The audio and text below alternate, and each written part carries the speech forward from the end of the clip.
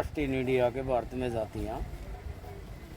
तो ये बात पूरी दुनिया को अमेरिका के अंदर खड़े होकर उन्होंने बताई। और आप एक बात और नोट कीजिए कि यहाँ अंग्रेज़ों का राज था। जिस ज़माने की ये बात है, उस ज़माने में अंग्रेज़ों का राज था। और अंग्रेज़ वो लोग थे जिनकी भाषा आप नहीं जानते थे और आपकी भाषा वो नहीं जानते थे। तो ये बात बाबा साहब अम्बेडकर ने पूरी दुनिया को मई 1916 में खड़ा होकर अमेरिका में बताई। और आप एक बात जानते हैं कि जो बात अमेरिका में कही जाती है, क्योंकि आज भी उस ज़माने में तो था ही, आज भी अमेरिका दुनिया का थानेदार बना हुआ है। जो बात है आज भी अमेरिका में कही जाती है वो पूरी दुनिया में सुनी जाती है। तो उस ज़माने में बाबा साहब अम्बेडकर ने ये बात लिखी और जब 1917 में वो पढ़ लिख के वापिस आ गए तो तब उन्होंने बराबर अंग्रेज़ों को लिखना शुरू किया अपने लेख के माध्यम से और पत्राचार के माध्यम से, चिट्ठियाँ लिख के ब्रिटिश प्रधानमंत्री को कि हमारा जो ये देश है, यहाँ 6000 से ज़्यादा जातियों में बटे हुए समाज के लोग हैं और करोड़ों लोग वो हैं जिनकी तो परछाई से भी नफरत की जाती है। तो ये बात मई 1916 से लेकर आगे बाबा साहब अम्बेडकर ये बात बताने में कामयाब हुए अंग्रेज़ों को। और उसका साथियों एक परिणाम हुआ कि यहाँ 1918 में कौन आया, साउथ बोरो कमीशन आया और वो देख के गया कि क्या जो बाबा साहब अम्बेडकर कहता है, क्योंकि अंग्रेज़ तो ये कहते हैं जो अम्बेडकर कहता है क्या वो सच्चाई है।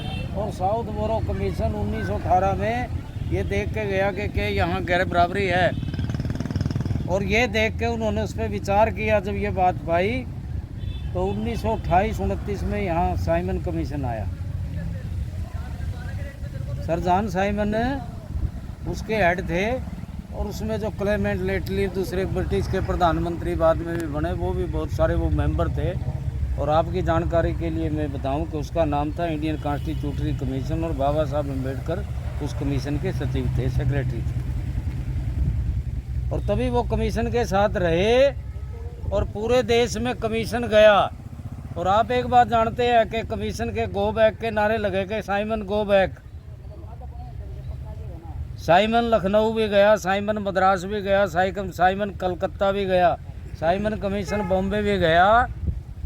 लेकिन आप एक बात और देखें, एक बात और मैं बताना चाहता हूँ आपको कि साइमन जब लाहौर पहुँचा तो तभी लाठीचार्ज क्यों हुआ। साइमन पूरे देश में गया, बॉम्बे में गया, कलकत्ता में गया, मद्रास में गया, भोपाल में गया। तो लाहौर में क्या बात थी कि लाहौर में लाठीचार्ज हुआ, क्योंकि वहाँ बाबा साहब अम्बेडकर के ऊपर हमला हुआ। और जब बाबा साहब अम्बेडकर पर हमला किसने कराया, वो लाला लाजपत राय जिसको कहते हैं ना, उसने कहा था कि ये सारे जो बात करा रहा है ये है, ये सांप इसको मार लो कहते हैं। और बाबा साहब अम्बेडकर के ऊपर हमला हुआ और तब जाकर वहाँ पुलिस को लाठीचार्ज करना पड़ा। तो साथियों मैं एक बात कहना चाहता हूँ, बाबा साहब अम्बेडकर को याद करने के लिए हम एकत्रित हुए हैं।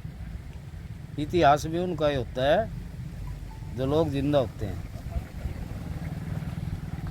और ये भी बात बाबा साहब अम्बेडकर ने, महामना ज्योतिराव फुले जी दूसरे लोगों ने कही है कि जिन लोगों को इतिहास ख़त्म कर दिया जाता है वो कौम जो है ना मुर्दा करार दे दी जाती है, वो जिंदा ही नहीं रहती।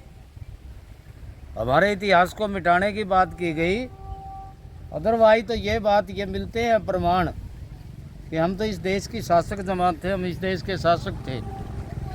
हमने अपना राजपाट गंवाया, चाहे वो अपनी नलायकी की वजह से गंवाया, चाहे किसी के, क्योंकि आप एक बात जानते हैं, एक बात कही जाती है आम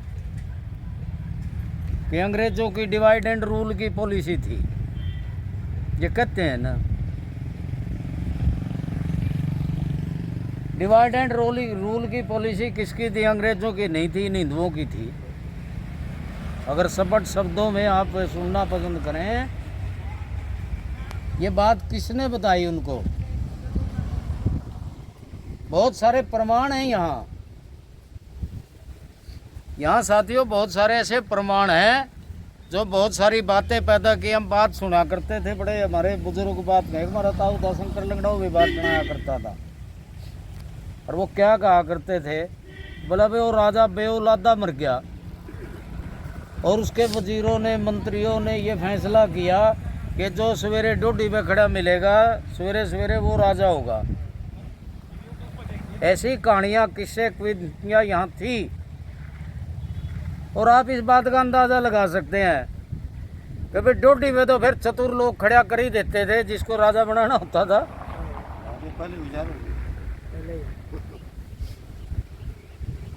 और इस ढंग से भी राजपाट आपके राजपाट छीनने गए। तो ये जो हम ये बात कह रहे थे कि डिवाइड एंड रूल की पॉलिसी, ये भी अंग्रेजों को बताने वाले ये लोग थे। कहाँ थे? आपके सामने प्रमाण मिलते हैं कि ICS के इम्तहान में बैठा और वो उसमें ये था कि अंग्रेज इस देश पर कैसे राज करते रह सकते हैं, ये एक क्वेश्चन था ICS के इम्तहान में। वो कहता है वो जो ना लिखते रहे, बड़े बड़े वहाँ दिग्गज थे, राम कुमार सावण भी था, पढ़ता रहा पेज, नलके लगवा दो, कुएं खुदवा दो, इनको जो है ना गलियाँ बनवा दो। सरदार सुमेर सिंह आया, यूँ कहता है तालाब खुदवा दो। क्योंकि जो आज आम बातें सुनने को मिलती हैं आप लोगों को, गली बनवा दो। लेकिन वो कहते हैं करदयाल जो एमए था ना वो सिर्फ बैठा रहा। और जब इन्विजिलेटर बोलता है ना बाद में कि भाई हाफ एंड आवर मोर, आधा घंटा रह रहा है, 10 मिनट रह रही है, तो जब उसने ये कहा ना 5 मिनट्स मोर, और उसने पेन उठाया और क्वेश्चन का एक ही उत्तर लिख दिया कि डिवाइड एंड रूल, और वहाँ से अंग्रेजों ने उस बात को पकड़ लिया और इस देश में फूट डालो और राज की राजनीति लागू करके ना। और रही बात जो मैंने आपको पहले बात कही थी, ये प्रमाण है साथियों इन बातों के कि भाई वो कहते हैं कि डोडी में खड़ा कर दिया जाता है। क्या लागू किया अंग्रेजों ने कि जो राजा मर जाएगा बेऔलादा उसका राज मारा, हुआ नहीं। झांसी में हमला क्यों हुआ? ये यही बहुत सारी ऐसी साथियों पॉलिसियाँ थी इनकी जो इन लोगों ने लागू की और आप लोगों के राजपाट छीने। हम ये कहते हैं कि भाई बाबा साहब अम्बेडकर इस सदी के महान जो व्यक्तित्व थे, युग पुरुष, उन्होंने इन सारी बातों को पढ़ा, विश्लेषण किया, देखा और उन्होंने अपनी विभिन्न पुस्तकों में ये सारी बात लिखकर आपके बीच में छोड़ी। और मैं ये कहता हूँ कि लोग बाग कैडर की बात करते हैं। जो आदमी बाबा साहब अम्बेडकर के लिटरेचर को पढ़ लेगा ना, उसको कैडर की वो अपने स्वयं कैडरिस्ट हो जाएगा। क्योंकि हर टॉपिक पे, हर बात पे बाबा साहब अम्बेडकर ने हर बात का खुलासा किया है। कोई ऐसा विषय ही नहीं छोड़ा बाबा साहब ने। और अभी जिक्र कर रहे थे हमारे ये साथी आ रहे थे जो अपने बोरिया साहब और सूबे सिंह के लास्ट में मरते दम तक भी वो 5 दिसंबर, क्योंकि 6 दिसंबर को हमारे बाबा हमारे बीच में से चले गए, 5 दिसंबर की रात को भी उन्होंने बुद्ध एंड इज धम्मा जो उन्होंने ये ग्रंथ लिखा, उनकी प्रस्तावना 5 दिसंबर 1900 जो है ना उसको जो है ना 56 में उन्होंने लिखी। और ये लिखकर हमारे बाबा सवेरे जो है ना हमारे बीच में से काल के क्रूर हाथों ने उनको हमारे बीच में से छीन लिया। तो बुद्ध एंड इज धम्मा ये भी एक वो महान ग्रंथ है। हम ये देखते हैं साथियों, अगर आप किसी भी धर्म की बात करते हैं ना, धर्म की, अगर सिखों में हम जाएंगे तो गुरु ग्रंथ साहब को वो जो है ना जब पढ़ते होंगे जब भी माथे का लगाते हैं, और जब उसको बंद करते हैं ना, जब पढ़ना बंद करते हैं तब भी माथे का लगाते हैं। तो बुद्ध है जी धम्मा वो महान ग्रंथ है। दूसरी भी आप जो है ना, चाहे हिंदुओं की ले लो, किसी की भी ले लो, बाइबल की ले लो, कुरान की ले लो, सब अपनी जो है ना उसको जो है ना मंगना करके और तब जो है ना रखते हैं। तो बुद्ध एंड धम्मा वो महान ग्रंथ है बाबा साहब का लिखा हुआ, जिसको हर व्यक्ति को पढ़ना चाहिए और हमारे समाज के हर व्यक्ति ने उसको अपने घर में भी रखना चाहिए और उसकी उसी तरह पूजा होनी चाहिए जैसे ये दूसरे धर्मों के लोग करते हैं। बाबा साहब अम्बेडकर को साथियों आपके लिए एक बहुत लंबी चौड़ी मैंने कुछ चंद बातें आपके बीच में रखी है कि बाबा साहब अम्बेडकर ने आपके लिए, इस पिछड़े समाज के लिए, ये तो साथियों आज भ्रांतियाँ पैदा हो गई हैं। एक पिछड़े समाज का व्यक्ति ये बात कह रहा था कि जी डॉक्टर अम्बेडकर ने तो दलित समाज के लिए लड़ाई लड़ी, दलित समाज के लिए हक मांगे।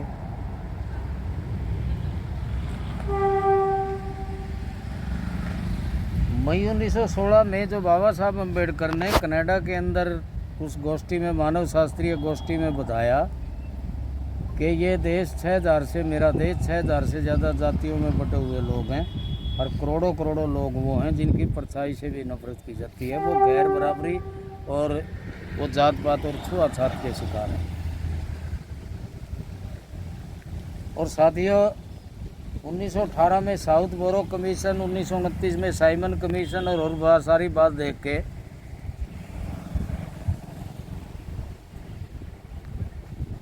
और उसके बाद अंग्रेज़ों ने ये सारी बातें देख के कानून बनाया जिसको बोलते थे first government of India act 1919 का कानून। 1919 के कानून में अंग्रेज़ों ने क्या लिखा कि हम इस देश से गैर बराबरी ख़त्म करेंगे। 1919 के कानून में अंग्रेज़ों ने ये कहा सारी बात देख के कि हम इस देश से गैर बराबरी ख़त्म करेंगे। तो गैर बराबरी ख़त्म करने का क्या मतलब था कि पूड़े को आग दिखाना। ये लोग जो है ना खिलाफ हो गए अंग्रेज़ों के 1919 में कि भाई अंग्रेज़ों तुम कौन होते हो इन ढेडों को हमारे सिर पर बैठाने वाले। और इन लोगों ने 1919 के कानून का विरोध किया जिसका परिणाम था 13 अप्रैल 1919 को जलियांवाला बाग में गोलियां चली। इन कानूनों के विरोध किस लिए हुए साथियों, आप नहीं समझ पा रहे हैं बहुत सारी बातें। साइमन कमीशन के उसमें लाहौर में बाबा साहब अम्बेडकर पे हमला, 1919 में जो है ना 1919 के कानून के ऊपर गोलियां चलना, और ये बहुत सारी ऐसी बातें रही हैं जिनको कभी आपके बीच में लाने का ना प्रयास किया गया और ना किसी ने सुनने की, समझने की कोशिश की और ना ही बताने की कोशिश की। ये सारी बातें इसलिए होती रही क्योंकि हम असलियत को कभी नहीं पहचान पाए। बाबा साहब अम्बेडकर लड़ाई आप लोगों के लिए लड़ते रहे, लेकिन ये गांधी और उसकी कांग्रेस उनकी जंग को पीछे करती रही, उनकी टांग खींचने का ये काम करते रहे और उन्होंने बाबा साहब अम्बेडकर की बात को आगे नहीं बढ़ने दिया। उल्टे आज हमारे ओबीसी के लोग, आज पिछड़े समाज के लोग एक बात कह देते हैं, जो मैं भी कह रहा था कि बाबा साहब अम्बेडकर ने तो दलितों के लिए बात की। मैं ये कहना चाह रहा हूँ आप लोगों के बीच में कि 1929, 30, 31, 32 में 3 गोलमेज कॉन्फ्रेंस हुई और 3 गोलमेज 1932 की जो गोलमेज कॉन्फ्रेंस थी। अभी सरदार जी कह रहे थे, बात कर रहे थे, अरे वोट का अधिकार तो 1932 में हासिल किया बाबा साहब अम्बेडकर ने तीसरी गोलमेज कॉन्फ्रेंस में, और वहीं से अगर तीसरी गोलमेज कॉन्फ्रेंस हुई, वहीं एक अधिकार हासिल किया आपके लिए कि 29, 31, 32 में 3 गोलमेज कॉन्फ्रेंस होके वहाँ क्या मिला, कम्युनल अवार्ड, जिनको हम 10वीं तक पढ़ते हैं। इन बातों को हम गौर नहीं कर पा रहे हैं किसी बात पे। 10वीं तक हमने पढ़ा कि कम्युनल अवार्ड, और कम्युनल अवार्ड को गांधी बाबा ने और उसकी कांग्रेस ने लागू नहीं होने दिया और उसके खिलाफ इन्होंने वर्णव्रत कर दिया। तो 24 सितंबर 1932 को पूना की यरवदा जेल में एक फैसला होता है जिसको पूना पैक्ट के नाम से जाना जा रहा है, उसके मिली आपको रिजर्वेशन। और साथियों जिस दिन रिजर्वेशन मिली उसके बाद जब नफरी देखने की, आबादी देखने की बात आई कि किसको कितना आरक्षण दिया जाए, लोहार कितने हैं, चमार कितने हैं, कुम्हार कितने हैं, ये सब देखने की बात आई। अब देखिए एक आबादी देखनी थी लोगों की, तभी आरक्षण देना था। तो ये बात देख के जब एक लिस्ट बनी और वो 1935 के एक्ट में लगी, 1935 के एक्ट में उन जातियों की लिस्ट लगी, तो जातियाँ शेड्यूल में आई। शेड्यूल बोलते हैं, हिंदी में अनुसूची बोलते हैं उसको, यानी अनुसूचित जातियाँ। यानी हम शेड्यूल कास्ट और बैकवर्ड क्लासेस तो कब हुए? 1932 में रिजर्वेशन मिलने के बाद हुए ना। तो आज कैसे कह देते हैं? क्योंकि हम अधूरे हैं, ज्ञान हमें है नहीं उस बात का। जो बात ये दूसरे लोग हमें बताते हैं, ये दूसरे लोग कह देते हैं। अभी आप देख रहे थे कि पिछले दिनों एक बात रखी गई कांग्रेस पार्टी के द्वारा, और अगवा किसको किया गया? कुमारी शैलजा को, कि संविधान खतरे में है। साथियों, संविधान कोई खतरे में नहीं था, खतरे में तो कांग्रेस पार्टी का वजूद था। आप ये देखिए कि संविधान कोई खतरे में नहीं था। खतरे में कौन था? खतरे में तो कांग्रेस पार्टी का वजूद था। और मैं ये कहता हूँ कि बसपा की कैडर के जो लोग थे ना, बसपा की मुहिम के जो लोग थे, वो लोग गुमराह हुए और उन्होंने कांग्रेस पार्टी को जिंदा करने का काम किया। अगर हम 91 की बात करें ना, मुझे याद है कि अमन कुमार नागरा हमारे प्रदेश के अध्यक्ष हुआ करते थे। हम मान्यवर जी के पास थे, मान्यवर साहब कांसीराम जी के पास, और नागरा ने कहा कि जी मान्यवर जी, हम हरियाणा प्रदेश में समझौता करके चुनाव लड़ना चाहते हैं। तो मान्यवर जी ने कहा कि भाई बोल कर लो, किससे करना चाहते हो समझौता? कहते हैं जी कांग्रेस पार्टी। कहता है हरामजादे, सारी उम्र हो गई मैंने कांग्रेस पार्टी की खबर खोदते हुए, तो आज उसको जिंदा करना चाहता है। अगर समझौता मैंने करना होता तो 1987 में चौधरी देवीलाल ने 82 सीटें जीती हरियाणा प्रदेश के अंदर, और मेरा मित्र था चौधरी देवीलाल, वो मुझे 10 सीटें दे रहा था। अगर 10 के 10 MLA होते अगर 87 में, मान्यवर जी बात मान लेते देवीलाल की। कहता मैंने तो 87 में समझौता नहीं किया, देवीलाल 10 सीटें दे रहा था।